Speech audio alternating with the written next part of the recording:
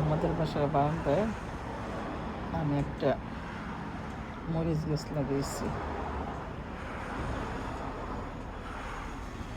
পাশাপাশি দুইটা গাছ।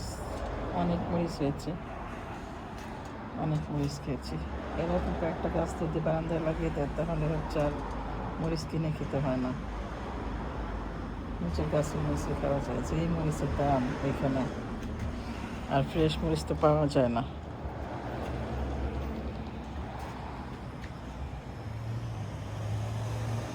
এই হচ্ছে আমার বাসার বারান্দায় আমি মরিচটা।